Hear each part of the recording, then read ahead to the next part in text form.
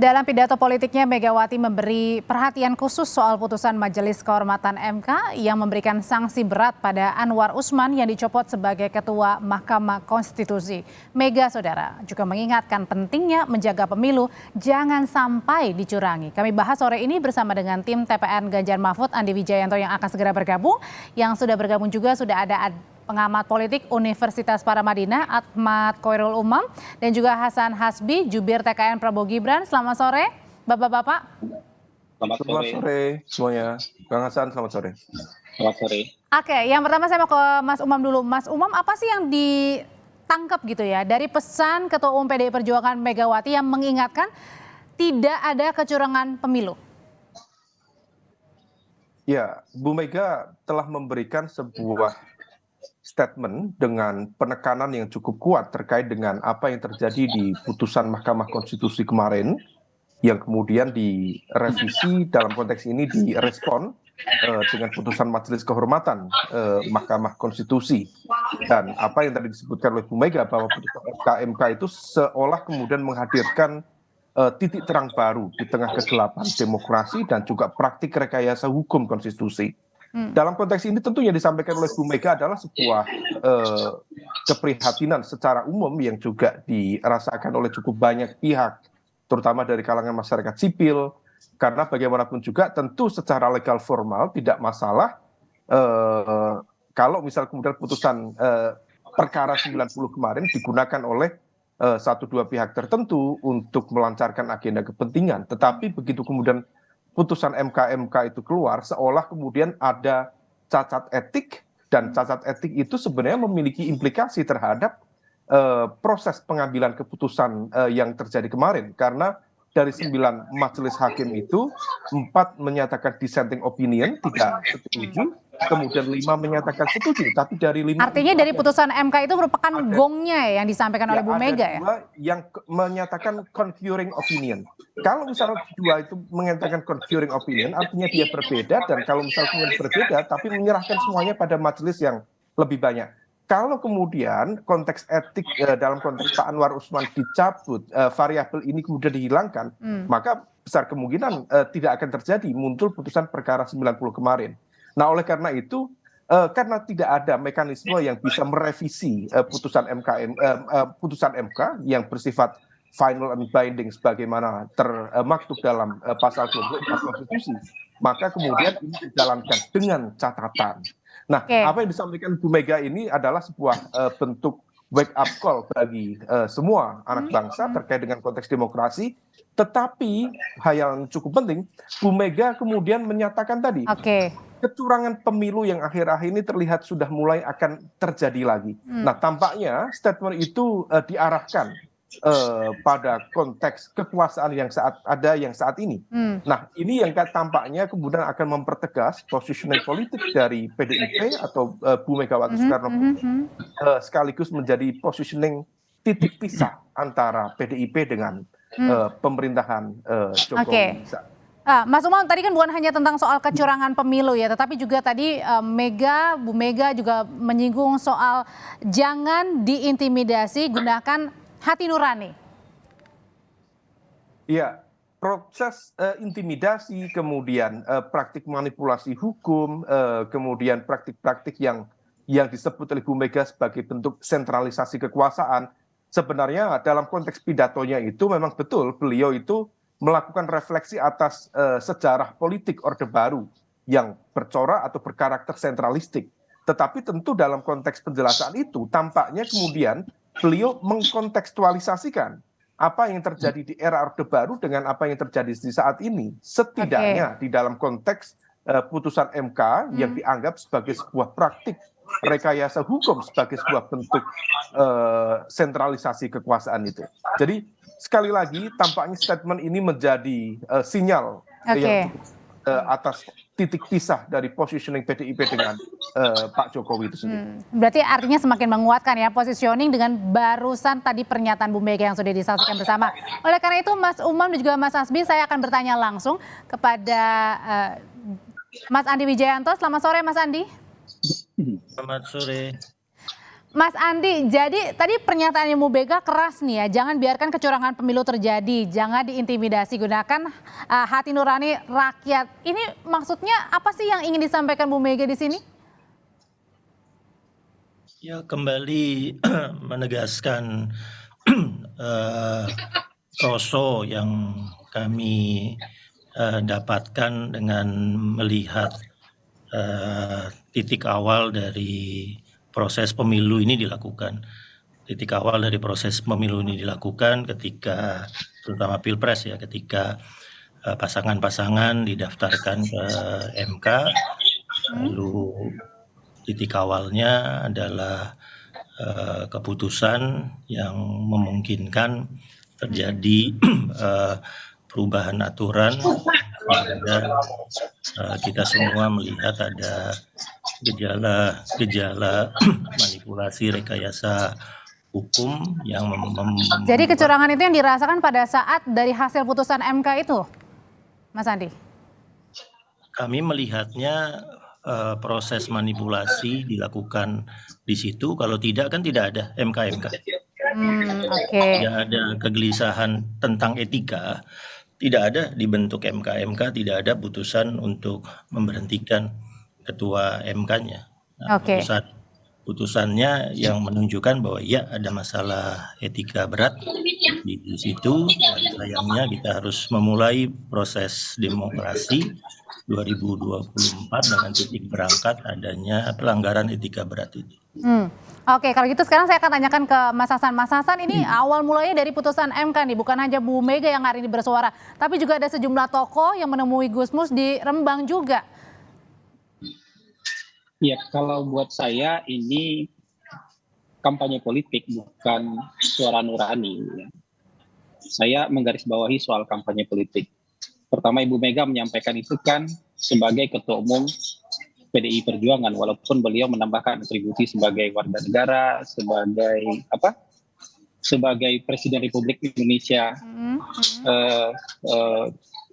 kelima, dan menurut saya tapi tetap saja kali ini konteksnya kalau kita mau bicara konflik of interest, ini juga konflik of interest. Kalau misalnya bicara ini soal nurani, buat saya ini nuansanya kampanye politik lah. Tanggal 13 besok akan ada penetapan, tanggal 14 akan ada pengundian nomor urut. Harusnya kan perdebatan ini menurut saya sudah selesai ketika MK mengeluarkan keputusan soal permohonan nomor 90, itu keputusan MK. Bahwa ada yang tidak puas soal etik, sudah mengajukannya ke Majelis Kehormatan Mahkamah Konstitusi, dan itu juga sudah keluar keputusan. Menurut saya kalau sudah seperti itu kan berarti sudah sama-sama ada keputusan, dan dua-dua keputusannya. Berarti artinya dengan pernyataan Bu Mega hari ini yang ditangkap adalah? Ya, ini kan kampanye politik dalam rangka mendelegitimasi pasangan Prabowo Gibran. Kalau misalnya dalilnya soal etika. Tahan dulu sampai di sana, Mas Hasbi. Saya tanyakan ke Mas Andi, betul ini merupakan rangkaian dari kampanye politiknya Bu Mega tadi? Iya, ini masalah politik. Hanya yang membedakan, ini bagi kami sekarang menjadi politik nurani. Kampanye politiknya, makanya dalam tadi pidato nuraninya Ibu Mega tidak menyebutkan pasangan. Ibu Mega tidak menyebutkan nama-nama, satu pun tidak disebut oleh Ibu Mega. Yang dipesankan oleh Ibu Mega, sekarang pemilunya bukan lagi sekedar pemilihan presiden, tapi pemilunya juga mengingatkan kembali mengapa dulu dibentuk Mahkamah Konstitusi. Pemilunya mengingatkan kembali apa yang ingin kita dapatkan tentang reformasi. Ibu Mega tadi secara sengaja saya rasa beberapa kali tidak lagi menyebut KKN dengan urutan KKN, tapi Bu Mega tadi menyebut KKN dengan urutan NKK, nepotisme, kolusi, dan korupsi, ya, untuk menunjukkan itulah kegelisahan kita bersama. Kalau tidak ada kegelisahan itu, maka Ibu Mega tidak muncul hari ini jam 12 siang tadi, tidak ada rembuk bangsa di tempatnya Gusmus. Kalau memang tidak ada kegelisahan yang dirasakan banyak orang, maka mungkin hari ini jam 16.45 Kompas TV tidak perlu melakukan tayangan ini. Oke, nah balik lagi sekarang saya ke pernyataannya tadi Mas Hasan tadi soal delegitimasi pasangan Prabowo Gibran gitu. Tapi kan tadi Bu Mega nggak sebut nama, tertujunya untuk siapa, Mas Hasan? Ya kan, ya biasa kayak gitu kan. dalam bahasa-bahasa kampanye politik juga kan orang tidak perlu menyebut nama, tapi persoalan MK dan Mahkamah Konstitusi sejauh ini kan memang ditujukan kepada pasangan Prabowo Gibran. Saya ingin menggarisbawahi pernyataan Ibu Mega soal rekayasa hukum. Begini, jangan semua permohonan warga negara yang merasa haknya tidak difasilitasi atau malah dilanggar oleh undang-undang ke Mahkamah Konstitusi itu dianggap sebagai rekayasa hukum. Saya mau bilang begini. Jadi jangan kalau sesuai dengan kemauan kita itu dibilang rekayasa hukum, kalau nggak sesuai dengan kemauan kita itu dibilang sebagai rekayasa hukum. Ibu Mega ketika beliau di masa pemerintahan beliau hadirnya Mahkamah Konstitusi sebagai buah dari amandemen Undang-Undang Dasar 1945 yang ketiga, ya itu kan sebenarnya kalau kita mau bicara dengan gamblang dengan bahasa yang sederhana, itu kan Mahkamah Konstitusi itu dihadirkan memang untuk mengubah aturan. Jadi kalau ada aturan ya yang dirasa memberatkan warga negara atau melanggar hak konstitusional warga negara, dia bisa diubah lewat jalur non DPR. Dengan jalur apa mengubah aturan itu? Dengan jalur Mahkamah Konstitusi. Beberapa bulan lalu, ini saya mau jelaskan biar jelas. Beberapa bulan lalu ada yang mengajukan permohonan ke Mahkamah Konstitusi untuk mengubah sistem pemilihan dari proporsional terbuka menjadi proporsional. Kita balik lagi ke substansi untuk tema hari ini. Itu juga usaha untuk mengubah dan PDIP mendukung itu. Itu juga usaha, kalau kita mau bilang rekayasa hukum, itu juga rekayasa hukum. Jadi jangan disudutkan kalau misalnya di kita itu bukan rekayasa hukum, sementara di orang lain itu dibilang rekayasa hukum. Baik. Baik, nanti kita masih ada satu segmen lagi. Pertanyaan selanjutnya adalah ke Mas Umam, sebenarnya dari pidato atau pernyataannya Bu Mega ini lebih mengarah kemana nih? Apakah pidatonya atau tadi apa yang disampaikan Bu Mega karena sebagai negarawan, sebagai Presiden ke-5 Republik Indonesia ada keresahan, atau sebaliknya karena memang sudah bisa dibilang bisa jalan dengan Pak Jokowi dan juga PDI Perjuangan dalam hal ini adalah Bu Mega. Usai jeda nanti Bapak-Bapak akan menjawab, tetap bersama kami di Kompas Petang.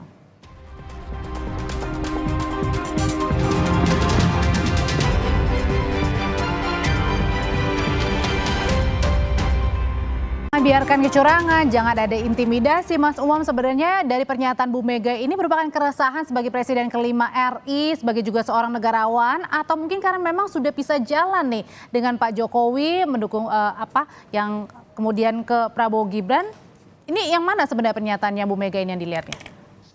Ya, bagaimanapun juga di dalam diri Bu Mega memang ada cukup banyak melekat sisi-sisi yang berbeda, sisi-sisi dalam arti atribut beliau sebagai tentu Presiden ke-5 Republik Indonesia, kemudian sebagai warga negara biasa, dan juga sebagai Ketua Umum Partai Politik. Nah, oleh karena itu di dalam konteks ini memang yang disampaikan ada beberapa konteks yang perlu dipisah-pisahkan. Pertama, ketika kemudian menyampaikan concern terhadap praktik rekayasa hukum konstitusi, dan kemudian beliau mencoba untuk recall sejarah ketika meletakkan kantor MK di Ring 1, itu menunjukkan bagaimana kemudian kegelisahan beliau sebagai negarawan, karena juga ikut dalam proses pembentukan Mahkamah Konstitusi. Tetapi di saat yang sama ketika kemudian beliau menyampaikan ada warning sekaligus juga wake up call bagi seluruh aktor-aktor demokrasi di Indonesia yang menyatakan bahwa ada semacam kecurigaan di mana praktik penyalahgunaan kekuasaan dan juga bentuk-bentuk pelanggaran kekuasaan mulai akan terjadi. Sebenarnya itu juga merepresentasikan bagaimana kalkulasi politik beliau sebagai warga politik Indonesia sekaligus juga sebagai ketua umum sebuah partai politik. Nah, yang menjadi concern beliau tampaknya ketika berkali-kali menggunakan konteks sejarah kekuasaan yang sentralistik di era Orde Baru, maka kemudian ada kekhawatiran yang disampaikan oleh Bu Mega tentang penggunaan praktik kekuasaan di dalam konteks politik praktis di Indonesia saat ini. Dan tampaknya hal itu juga cukup masif disampaikan oleh teman-teman di PDIP, mulai adanya apa yang terjadi di Bali kemarin, penggeseran baliho secara sepihak yang tidak dikomunikasikan dengan partai. Kemudian di Solo kemarin juga pihak DPC, PDIP merasa diintimidasi, merasa diawasi, dan juga adanya sejumlah kecurigaan terkait dengan penggunaan bansos yang konon juga dikhawatirkan terpolitisasi. Jadi di konteks ini Bu Mega tentu memainkan peran yang cukup kompleks, mulai dari positioning beliau sebagai negarawan, sekaligus juga mantan pemimpin negara. Saat yang sama beliau juga menyampaikan pesan politik yang memang digunakan di dalam konteks politik praktis. Sekaligus posisi itu menegaskan bahwa sudah ada titik pisah antara Bu Mega dengan Pak Jokowi. Oke, kompleks di situ ya kalau gitu ya. Saya kembali ke Mas Andi, Mas Umam. Mas Andi, apakah juga sebenarnya keresahan yang ditangkap oleh Bu Mega ini juga bukan hanya soal hasil putusan MK, tetapi juga tadi disebutkan oleh Mas Umam ya, ada pencopotan baliho salah satunya di Kandang Banteng, Bali. Ya, yang jelas sekarang satu perasaan yang menguat di kami itu tentang bagaimana memastikan kali ini di 2024 perjuangan kita yang paling utama itu demokrasi adalah kita. Itu perjuangan kita yang paling utama. Jadi saya beberapa minggu yang lalu ketemu Mas Hamid Basahib gitu ya. Terus Mas Hamid bilang, "Di dalam posisi situasi kayak gini kok lo riang banget gitu." Terus saya jawab, iya gue riang banget karena dalam 1-2 minggu ini gue kayak reuni 98. Gue ketemu teman-teman 98 yang dulu bergerak untuk reformasi. Maksudnya gimana tuh? Ya karena menginginkan bahwa salah satu fokus yang harus kita keraskan di 90 hari ke depan adalah ayo kita jadikan tagline demokrasi adalah kita. Dan kegelisahan teman-teman tentang demokrasi adalah kita itu tidak serta-merta misalnya ditujukan untuk memenangkan Ganjar dan Mahfud, tapi benar-benar menginginkan bahwa pemilu 2024 dilakukan sesuai dengan koridor demokrasi. Nah, ketika berjalannya seperti itu kami sebetulnya senang melakukan satu gerakan kembali dengan ada idealisme besar yang dulu mengawali apa yang kita lakukan, apa yang kita capai Indonesia sampai hari ini sejak tahun 98, dan itu yang sebetulnya diulang oleh Ibu Mega, mengingatkan amandemen ketiga mengharuskan saya membuat Mahkamah Konstitusi. Ya, mengingatkan Mahkamah Konstitusi itu harusnya menjadi roh penjaga konstitusi yang tidak boleh justru di badan itu kita. Jadi artinya tidak menuju kepada salah satu pasangan, paslon. Pesan hari ini dari Ibu Mega tidak tentang itu. Pesan hari ini dengan Ibu Mega berusaha mengingatkan evolusi tahapan-tahapan yang setengah mati kita kerjakan untuk memperkuat konstitusi sebagai amanat dari reformasi dan proses demokratisasi kita. Oke, Mas Hasan, kalau misalnya tadi disebutkan tidak ada kok serangan ke siapa-siapa begitu. Nah, gimana caranya dari tim Prabowo Gibran juga membuktikan bahwa sampai dengan saat ini masih right on the track yang dijalankan untuk menuju nanti di pemilihan 14 Februari?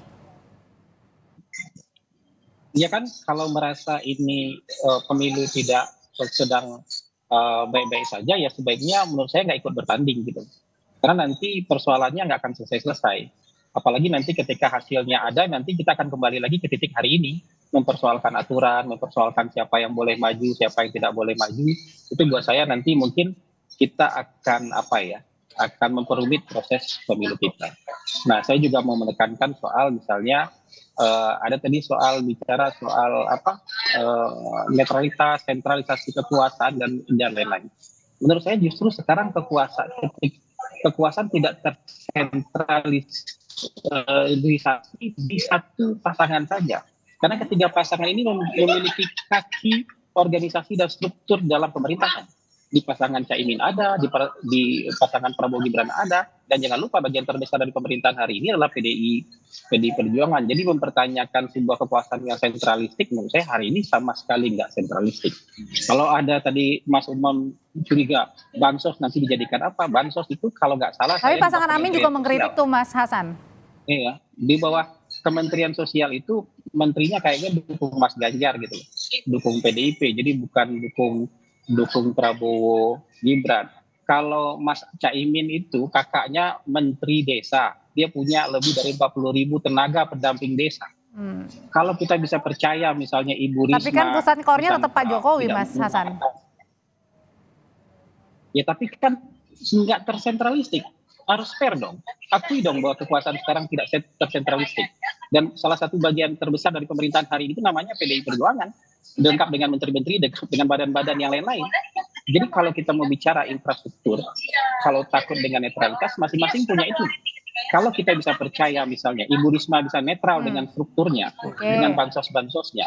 Kalau kita bisa percaya misalnya Menteri Desa, kakaknya Caimin bisa netral dengan tenaga pendamping desanya, kenapa nggak bisa percaya soal orang lain? Oke, yang kalau gitu saya tanyain ya Mas ini- Hasan ya, pertanyaan Mas Hasan ini kepada Mas Andi. Terakhir pertanyaan saya nih, Mas Andi percaya nggak pemilu tahun 2019 itu fair and square? Oke, Mas Kalau Andi. pemilu tahun 2019 itu bisa kita percaya fair and square ketika justru kekuasaan sangat tersentralistik. Kenapa hari ini ketika kekuasaan tidak tersentralisasi? Saya langsung jadi tanya nggak aja ya percaya Mas Andi. boleh di fair dan Ke Mas square? Andi ya Mas Hasan ya. Pertanyaan Mas Hasan ini. Silakan dijawab Mas Andi. Ya, Mas Hasan tadi menyajikan jawabannya sih. Jawabannya adalah Presiden yang sudah berkali-kali menekankan, mengulang-ulang, memberi arahan bahwa aparat harus netral, aparat harus tidak berpolitik praktis, ya sudah, itu aja yang dilakukan.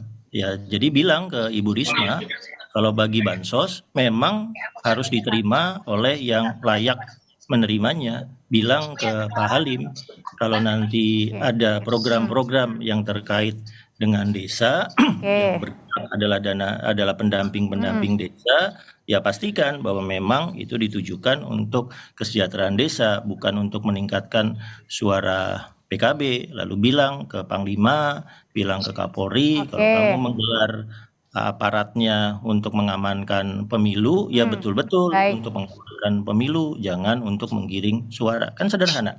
Yang ditawarkan oleh Mas Hasan tadi itu jawabannya. Presiden memerintahkan netral, lalu kalau seandainya Presiden ternyata kita kemudian menemukan ada aparat-aparat yang tidak netral, saya selalu membilangnya dua hal. Ini ada aparat yang balo, nggak ikut perintah Presiden, atau tiba-tiba kendali Presiden ke aparatnya tidak ada. Dua-duanya sama-sama gawatnya. Karena itu netralitas, balik ke koridor demokrasi yang tadi disampaikan oleh Mas Hasan, itu kuncinya untuk membuat mendung demokrasi ini cerah lagi di tahun 2024. Oke, terima kasih untuk jawabannya Mas Andi, terima kasih juga Mas Hasan dan juga terima kasih Mas Umam karena durasi terbatas. Nanti kita jumpa lagi dengan topik yang berbeda di lain waktu. Terima kasih, sehat selalu semuanya Bapak-Bapak.